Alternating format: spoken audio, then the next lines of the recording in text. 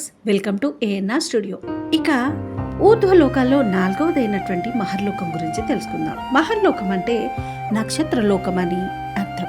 ఈ లోకంలో చిరంజీవులుగా పుణ్యజీవులు చిరస్మరణీయులుగా కాంతివంతంగా వెలుగొందుతారు. వీరు స్వర్గానికి కొన్ని కోట్ల యోజనాల దూరంలో నివసిస్తూ ఉంటారు. వీరిని కల్పాంతర జీవులు అని కూడా పిలుస్తారు. అంటే ఒక కల్పం నశించిన తర్వాత మిగిలిన చిరంజీవులు ఉంటారు కదా, వారు అని అర్థం.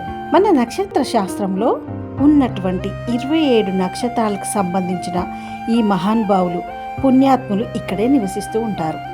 ఊర్ధ్వలోకాల్లో 5వదైనటువంటి జనలోకం గురించి తెలుసుకుందాం. ఈ జనలోకానికి ప్రధాన నగరమైనటువంటిది అంబావతి నగరం. జనలోకం అంటే మహర్లోకం దాటి 2 కోట్ల యోజనాలు ప్రయాణిస్తే వచ్చేది జనలోకం. ఇక్కడ బ్రహ్మ మానస పుత్రులైన సనక సనందులు, సనక సుజాత, సనత్ కుమారులు నివసిస్తూ ఉంటారు. ఇక్కడ అందరూ విష్ణు భక్తులే జపం చేస్తూ ఎల్లవేళలా భక్తి పారవశ్యంలో మునిగి ఆ బ్రహ్మానందంలో ఊలలాడుతూ ఉంటారట. ఇప్పుడు ఊర్ధ్వలోకాల్లో ఉన్నటువంటి 6వ లోకం తపోలోకం. ఈ తపోలోకానికి ప్రధాన నగరం అంజనావతిపురం. తపోలోకం అంటే ఇక్కడ విరాజులు అని విదేహ దేవతలు ఉంటారు.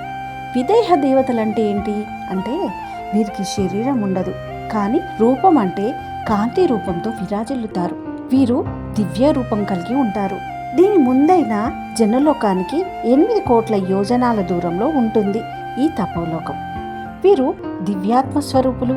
వీరు ఏ లోకానికైనా ఇలాంటి అడ్డు లేకుండా ట్రావెల్ చేయగలరు.